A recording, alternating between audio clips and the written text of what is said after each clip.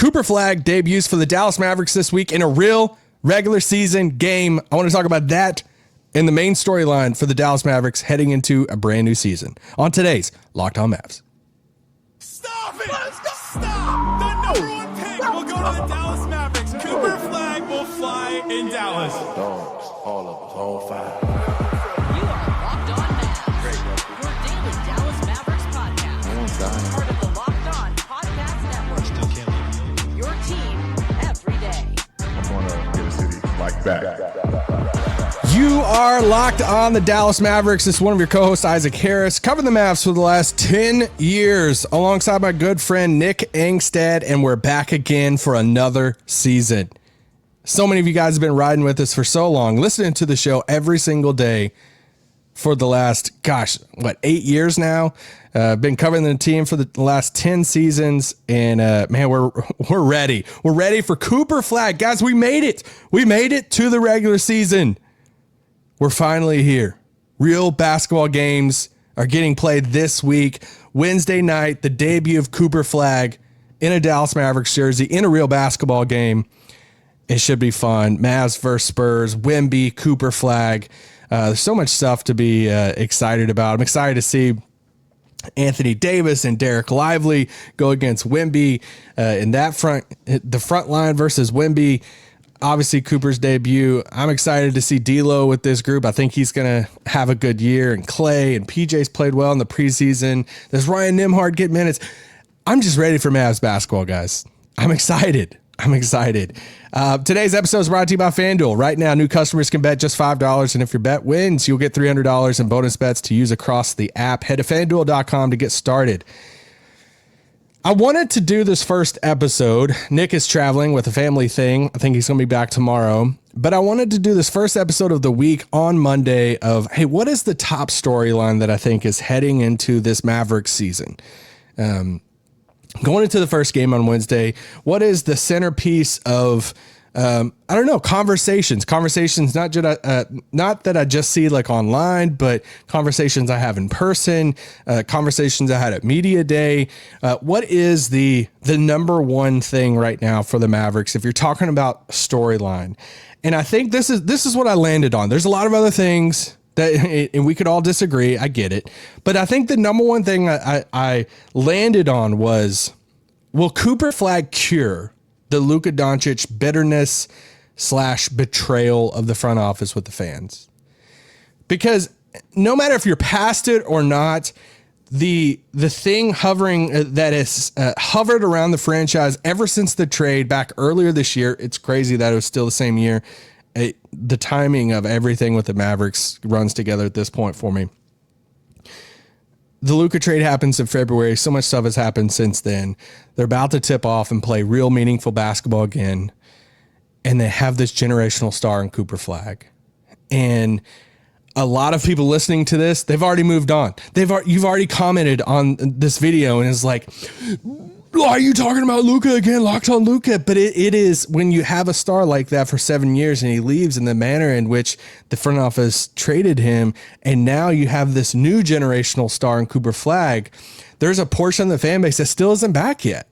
Like, we still have people reaching out almost every other day. That's like, hey, I've just been kind of like blah. I don't, we'll see. I'm excited for Cooper. I don't know if I'll be back. I just had a conversation this morning with someone who said, yeah, Cooper Flagg's helped. I just don't have the same passion as I did before for the team. And I think that's where I asked that question is, can Cooper Flagg cure the Luka Doncic bitterness, betrayal? Can he win the fans back? Will fans be back? And I guess I asked this question, what does Cooper have to do? What does Cooper and the Mavs have to do to fully cure it? I know there's a lot of people that's already fully past it and turned the page. And I'm going to be honest with you. Right now is the closest I've been to fully turning the page in a way.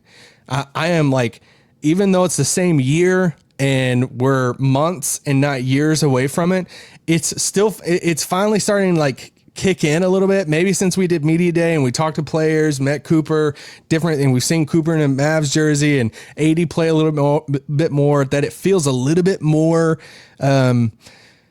normal In a way, but in a weird way too. I see Luka in a commercial and I'm like, my son pointed him out last night, and when we were watching something on TV, and there was the Amazon commercial, and Luka shows up, and he literally says, "I'm not making this up." He goes, "I wish Luka was still on my team," and I was like, "Dang, sorry, buddy, 7, right?" Like I don't know. Yeah, it's like let me tell you about sports. You might not ever get to see your best player or your favorite player, and but I think Cooper can help cure this. And here's a couple of equations I landed on of how I think the majority of fans will come completely back, and that they will be cured from this. And some of you are listening saying, it doesn't matter. No matter what happens, I'll never be cured from this. And you know what? That's you. Like, be a fan like you want to be a fan. I'm not, but I think this is where it's going to be. If the Mavs start good and the Lakers start bad, I think fans will start to forget a little bit. If the Mavs start bad and the Lakers start good, it's tough times for Nico because I think things will go completely back to how they were after the trade with fans. If the Mavs start bad and the Lakers start good and Luka's torching, I think we're going to see all that stuff come back up again with a lot of Mavs fans. Now, what if they're both good? Mavs start good, Lakers start good. I think fans start to forget a little bit more. The key to all of it, I think the common denominator in any of these combinations that you want to throw out there is if the Mavericks win and Cooper Flagg's playing good basketball, I think that will capture so much of the fan base.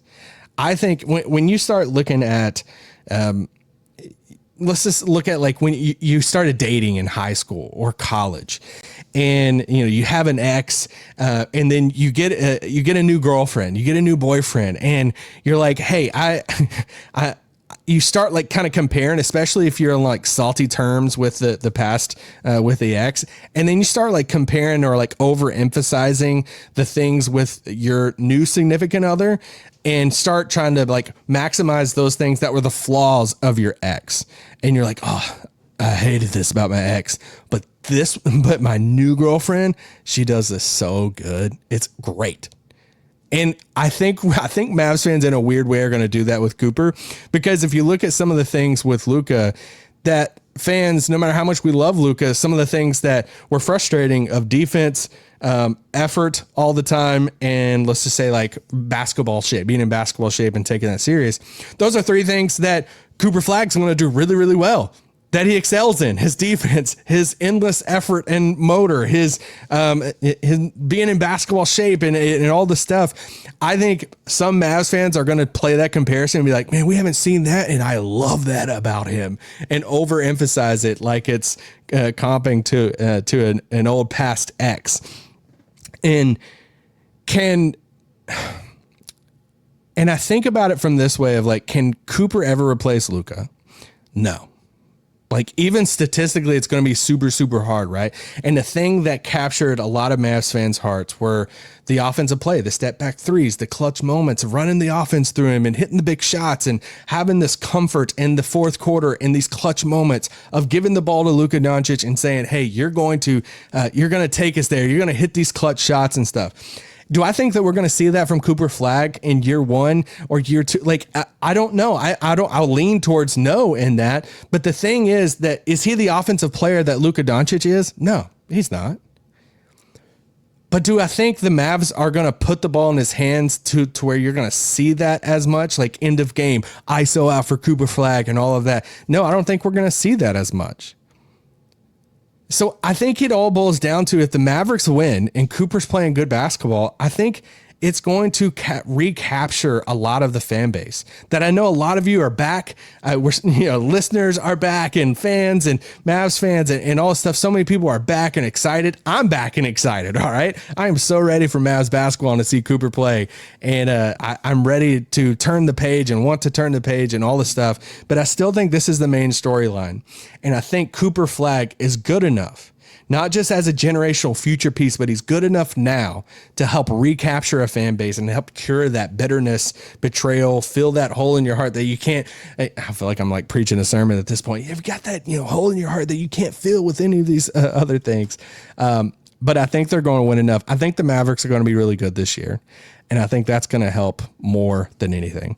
Let's take a quick break, and then I want to talk about how good I think the Mavericks can be and share some other bullish takes I have about the West and why I think the Mavs are going to be good. This podcast is brought to you by our good friends at Peloton. Here we go. Peloton is shaping the future of fitness with a brand new Peloton Cross Training Tread Plus, powered by Peloton IQ. It's their most advanced equipment yet, designed to give you real-time guidance and endless ways to move, whether you're running, lifting, or cross-training with your favorite instructors. This training is reimagined. Peloton's built for breakthroughs with tools that help you plan, stay motivated, and reach peak performance. Guys, when I first started thinking about Peloton, I'm like, oh, it's just the bikes. It's so much more than just the bikes that you can buy. One of the things that's cool about it is the Peloton IQ system offers real-time strength coaching, and it actually tracks your reps, suggests the right weights, corrects your form, and making every rep safer and smarter. So let yourself run, lift, flex, and push forward. Explore the new Peloton Cross Training Tread Plus today at onepeloton.com. This podcast is also brought to you by our good friends over at Monarch. Monarch money. Let's go. Nick swears by this. He has Monarch money and he loves it. Let's be honest. Most of us can't even name all of our financial accounts. True. Let alone what they're worth. Between 401k, savings, investments, it's easy to lose track, and it can even mean leaving money on the table. Guys, we need all the money we can get right now. That's why I started using Monarch, all-in-one personal finance tool that brings your entire financial life together in one clean, easy to use interface on your laptop or your phone. It can help you organize accounts, help you review everything, has visual dashboards. Don't let financial opportunities slip through the cracks. Use the code LOCKEDONNBA at monarch.com for 50% off your first year. That's monarch.com. Code LOCKEDONNBA for half off your first year. Shut it down! Let's go home! All righty. Let's keep talking some Mavs. It's Monday. The Mavs tip off their first regular season game coming up on Wednesday. And guys, I am so excited for this. Maybe I'm too excited. If you're excited for this game, like scale 1 to 10, where are you at in the comments? Leave a number. Like 10, the most excited you could be. 1, you would rather play, I don't know, RuneScape instead of watching the Mavs play basketball.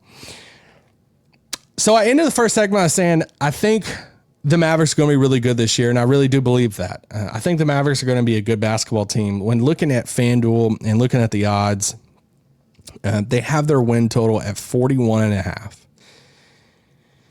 You look at last year, like, all right, well, what's, obviously to take the over on the Mavs, that means they have to win 42 games, 42 and 40. There's 82 games in a season. So if the over-under is at 41.5, if you could take the over, you think they're going to be above 500 this year. If you take the under, you think they're going to be an under 500 team. Just doing some math here. So if you ask, like, hey, what were they last year? They finished last year at 39 and 43. Now factor in everything that happened for the Mavs last year. I don't even want to rehash it. You know what happened. So it's like, all right, you think the Mavs are going to be 3 wins better than what they were last year after all the stuff. You're like, all right, well, I kind of want to say yes. Yes, I feel that way. Maybe it's just how I feel as a team or as a fan of the team. Do you want to focus on the Mavs first? Because I think it's a clear over. I mean, even if I wasn't, and it's hard for me to say this because, like, hey, you can't take your bias out of everything. I get it. But with some of the win totals that I'm the most confident about of looking at taking the over and under. And in the third segment, I'm going to tell you a team in the East that I'm like, I'm laughing at the number that they put it at. I'm really confident in the Mavs taking the over on this. Like, I really think that they're going to win more than 41 games at least. And so I'm all in on this. I know there's some people locally taking the under on this, but I'm pretty confident in taking the over. And one of the exercises I did with looking at this team, because I want to look at this team first before I compare to some of the other teams in the West, is who are the players you're the most confident about in predicting this season for the Mavs? Like if you look at the Mavs roster and you say, all right, I feel pretty confident in predicting what the season's going to look like for blank player. And I kind of break down the roster in these like 3 different categories of confident, pretty confident, wild cards. Like, there's a couple players I'm pretty confident in that I know that I feel like I know really dang good, like what their season's going to look like, what we're going to get out of them. And those three players for me are Cooper, Dereck Lively, and PJ Washington. I feel the most confident in those guys. Now, once you can split the roster up yourself and do this own exercise and have totally different players in different categories. But for me, I feel the most confident in predicting what I think or viewing what I think the season's going to look like for Cooper, Lively, and PJ. In that pretty confident category, I have AD, Klay, Gafford, and Najee. As far as like, I'm pretty confident of what we're going to get. AD, pretty confident, but you got the injury stuff. Klay Thompson, he is another year older, but even though Klay's the one that I almost put in the confident range because I feel like I know what I'm going to get out of Klay, and I'm really high on what Klay's going to be this year. And Gafford or Najee, I feel like I'm pretty confident of what their seasons are going to look like, which leaves the wild cards for me at D'Lo, Max Christie, Caleb Martin, and Ryan Nembhard. And D'Lo is the biggest one in that. And I separate, and you're like, Isaac, why are you doing this exercise? Because I think the fact that D'Lo is one of the wild cards, and I'm confident, and this is one of my things this year that I get. I've said it on multiple shows now. I've said it in the DLLS studio when they had me there and got roasted by some people. I've said it in person at Media Day, and people laughed at me at times. I'm a little bit more confident in the D'Lo fit in Dallas this year than what a lot of people are, right? Like I could be totally wrong. I get that. I could be the laughing stock here in a couple months. But I just think it's going to work. I'm not saying he's going to be an all-star this year, but I think it's going to work for him. I think he's going to play some good basketball, be a playmaker, and fill in really good. I don't even past when Kyrie comes back. I just think it's going to be a good season for him. And yes, people can point out the defense, but any of the guard options right now are going to be are not great at defense. Him, Ryan Nembhard, Brandon Williams, like they're not. Dante Exum's not playing. Dennis Smith Jr. didn't make the roster, so it's like if any of these, all of these guys struggle in their own way on defense. So I just think that the ceiling for D'Lo and some of the compared to some of the other points. So if he's one of the wild cards, and I'm confident when I'm getting Cooper and Lively and PJ, that's one of the things of when I look at this roster. I really think this I think this team's going to be good. And then here's the next part of it. I think a lot of people agree that this team's going to be really good defensively. This is the thing they're focusing on, this thing they want to go after, and I think they're going to be a really good team. They set their own goal at being a top 3 defensive team in the league this season. I said top 5 team in the league, but for the sake of this exercise, let's say a top 8 team. A top 8 in defensive rating last year. And you say, Isaac, well, who are the teams last year that finished top 8 in defensive rating? I'm glad you asked. Thanks right now for asking that. OKC, Orlando, the Clippers, Celtics, Rockets, Wolves, Warriors, Cavs. Those were the top 8 teams that finished, or the top 8 defensive rating teams last year. Can I go through the win totals for them? You agreed? Thank you. OKC, 68 wins. Orlando, 41 wins. Clippers, 50 wins. Celtics, 61 wins. Rockets, 52 wins. Wolves, 49 wins. Warriors, 48 wins. Cavs, 64 wins. Every one of those teams in the top 8, outside of Orlando, which was just one win away with all the injuries to Paolo and Franz and Mo Wagner and all the guys out there that they lost last year, Jalen Suggs. It was a crazy injury year for them. Every team out there finished way above 41.5 wins last year. So if the same formula kind of plays out again, if the Mavericks are a top 8 team, then you're looking at more than 41 wins this season. And then you look at it like this and say, and you're like, all right, what about the West teams there in the top 8? Those West teams in the top 8 defensive rating were OKC, the Clippers, the Rockets, the Wolves, and the Warriors. Those are 4 out of the top 6 teams in the Western Conference last year. 4 out of the top 6. I say all this to say that I think there's a lot of people out there that would say, yes, top 8. Like I think it would be higher, but if you're just giving me the qualifier as a top 8 defense next year in the NBA, I think the Dallas Mavericks will be that. But you're also taking the under on wins. I would say, man, that formula didn't really back up last year because the best teams in the West that were the best in defense, they finished. They were 4 out of the top 6 teams in the West. Or hey, all the teams that finished in the top 8 in the league last year all had what? Outside of Orlando and the injuries, 48 or more wins. The over-under for Dallas is 41. I think that they're going to be a top 8 defense in the league, and their offense is going to be good enough until Kyrie returns. Therefore, I think they're going to be a really good basketball team. I think they finished 6th. It's hard to talk about this team because there's the caveat of the injuries, and they have injury-prone players, and so much of this hinges on Anthony Davis's injuries and what they look like this season, because they got to have Anthony Davis to go on any type of playoff run and all of that. But I think their defense is going to be their calling card, or at least I hope so, because you can't build a roster focused on defense and length and size and then not be one of the best defenses in the league. Something's not adding up if that ends up being the case. Let's take another quick break. Now I want to talk about a few of my Western Conference takes and then some other just random takes around the league that I feel pretty bullish going into the first week of the regular season. This podcast is brought to you by our good friends at FanDuel. FanDuel, man, they got so many good stuff over there right now. I was perusing the website earlier, just looking where FanDuel has some of the odds for the conference. Cooper Flagg is the overwhelming rookie of the year favorite. Wemby, the overwhelming defensive player of the year favorite. If you want to put some money down on Amen Thompson, there you go to overtake Wemby with that. But not just the NBA season, but the NFL season is in full swing. Watch some good football on Sunday, and FanDuel has an offer you don't want to miss. Right now, new customers can bet just $5 and get $300 in bonus bets if you win. That's right. Pick a bet, put down $5, and if it hits, you'll unlock $300 in bonus bets to use across the app. It makes watching football even more exciting when you've got a little something riding on the action. Whether you're a casual fan or love diving into the stats, FanDuel makes the game day experience so much better. So what are you waiting for? Visit FanDuel.com to download the FanDuel app today and get started.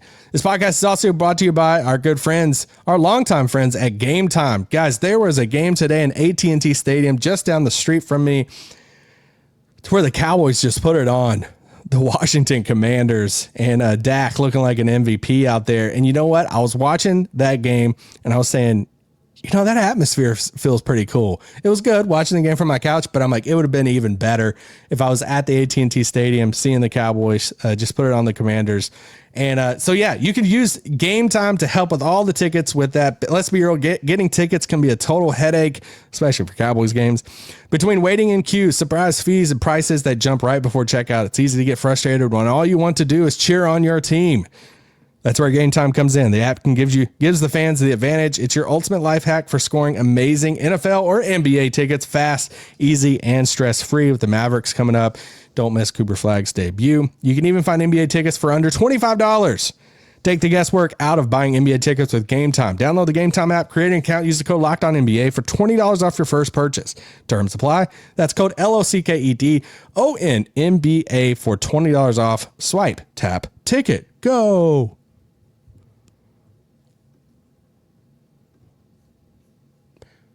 Shut it down! Let's go home! Yeah, we're here. It's the regular season. I'm so ready. I'm ready to fire off some takes for you too. I've been looking at the Western Conference a lot, and I'm like, man, how do I feel about a lot of these teams? Doing some deep dives on things, and here's why. Another reason why I think the Mavericks are going to be good this year. It's not just because of the defense thing, and I believe in some of their wild card swings of D'Lo. Yeah, and I think Cooper's going to be good right away, and Lively's really good. And it's not just all of that. It's also about the West too, because I think you have like a top 4 in the West with OKC, Denver, Minnesota, Houston, some order of that. and all that. The team I think then I'm really down on this year, and this is always dangerous whenever you say it on the podcast because then people will clip it later on if they're like really good. I'm really down on them. I don't like the vibes. I've been down on them for most of the summer and even more kind of down on them now that I don't think they're going to be in the top 6. I think they could be fighting for like a play-in spot, or it could just completely implode this year. And that's the Clippers. I just don't like it. I don't like what they've tried to build. I don't like, obviously the off season, the planting trees, that was fun. But no, the Kawhi stuff, there's some James Harden stuff. I think Windhorst reports some stuff about it, him coming into camp. The guys that they brought in are older. Chris Paul, obviously, Brook Lopez. I didn't think he looked great last year in Milwaukee. The John Collins one, like addition was kind of sneaky with that, but I don't know. The thing that is hard for me is Ty Lue, I think is a really good coach, but I think the Clippers implode this year. I think it's done. I don't think I'm not very high on them. I think that's the team that drops back. So then when you get outside of those top 4, then I think you have this group of like 5 teams that I think then that's when you start having this discussion with the Mavs. And it's like Mavs, Lakers, Grizzlies, Warriors, Spurs for me. Sorry, Kings. What are the Kings doing right now? I don't even like, if you're a Kings fan, what are you like talking yourself into right now? Keegan Murray extension? I don't know. It's weird. Neat Clifford. I like Neat Clifford, by the way, but I just don't know what the Kings are doing. So it's like, I think the Grizzlies, I mean, the injuries and stuff for them, it's already so weird. So it's like Lakers, Mavs, Warriors, Spurs. Pick your question marks for each one of those teams. So I just think, yeah. And here's one of the takes I have too, that this one could get me in more trouble than the Clippers one. Are we sure the supporting cast in Denver is that good? I feel like the supporting cast in Denver is talked about a lot right now this summer, or is being talked about a lot as like some of the best. And it could be, this could be more of an indictment on the teams that's been around Jokic than it is how good these players are. But the collection of Valanciunas, Tim Hardaway, I've watched a lot of Tim Hardaway games, Bruce Brown, I just feel like those are being talked about in a way to where it's like, hey, we just put together just an all-time team. And I'm just not as like high on adding those guys than what I feel. I feel kind of dumb when I listen to some of the Denver talk from national people, because I'm like, dang, like I get that they're probably better than what they had last year, but just because they're better than what they had last year doesn't mean that they're like, I don't know, the dream team out there. Are we sure Bruce Brown's going to be like that good this year? Like I'm more of like, hey, it's looking at the steps that like a Strother could take or a Peyton Watson could take.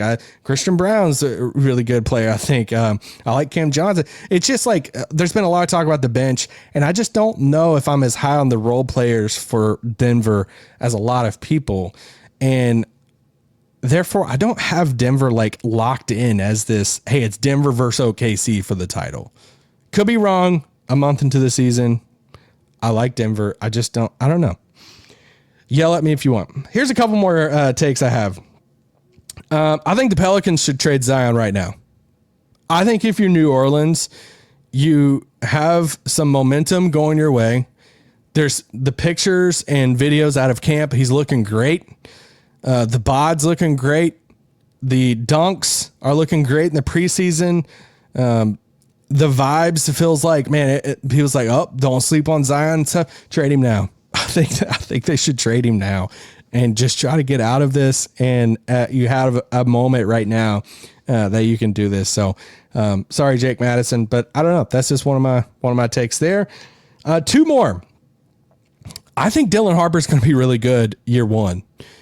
I feel like he's getting looked over a lot when it comes to the Spurs. It's always about Wemby. I feel like he gets lumped into this conversation with Fox. Like anytime you talk to Harper, it's like, or talk about Harper, it is, well, then there's the fit with Fox and what's he gonna, and all this stuff. And it's like, what if he's just really good to where you're like overthinking? Like, I'm glad the Spurs didn't overthink it and they just took the really good player in Dylan Harper because he is a really good player and didn't pull some of the like pre-draft Luka stuff of like, does Fox fit with Luka? I don't know. It's like, no, just take the really good player. And so I just think I've liked what I've seen from him. And I know Fox had some injury stuff, but I think Harper's going to be better than what some people think he's going to be in year one. I think some people are overlooking the Fox thing and they're like, oh, he's just going to get a few sparing minutes here and there off the bench. And then that's kind of it. No, I think he's going to be pretty good year one. And my last one, Rick Carlisle is openly laughing at any of you guys taking the Pacers under next year at 36.5. I can't pick an over faster than the Indiana Pacers over 36.5. Guys, do y'all know who Rick Carlisle is? Have y'all seen some of the teams that he took to high 40 wins or 50 wins or whatever it is, mid 40 wins for the Dallas Mavericks all of those years? Not all those teams are great. And Rick lives for this type of situation, all right? He's kind of like Belichick-y in the good coaching way back like Super Bowl winning days for Patriots. Not right now. In the sense of he sees everybody saying, hey, Halliburton's out for the year, Miles Turner. Yeah, I just don't know if they're going to dude, Andrew Nembhard's really good. But like the collection of Nembhard and Mathurin and Ben Shepherd and Nesmith and Toppin and Pascal Siakam, like I don't know. I just can't be over on this team more. I don't think they're competing like for a title like they were last year. I think there's an upper echelon of the East that they're not in, but you're telling me at 36.5 wins that Rick Carlisle's not going to get this team over 36.5 wins, then no, I can't take an over fast enough. Guys, we are here. It's the week of the regular season. Nick and myself will be back tomorrow, and we're in the full swing of it, man. I can't wait for this Mavs season to get underway. Look, my dog already knows. She knows when I'm ending the pod. She just stands up and she's like ready to leave. So many pods. You've been with me for all the pods through all the years. Anyway, there you go. You guys don't care about my dog, but I do. Yeah, we'll be back tomorrow. Peace out. Boom. That ending sucked. I suck.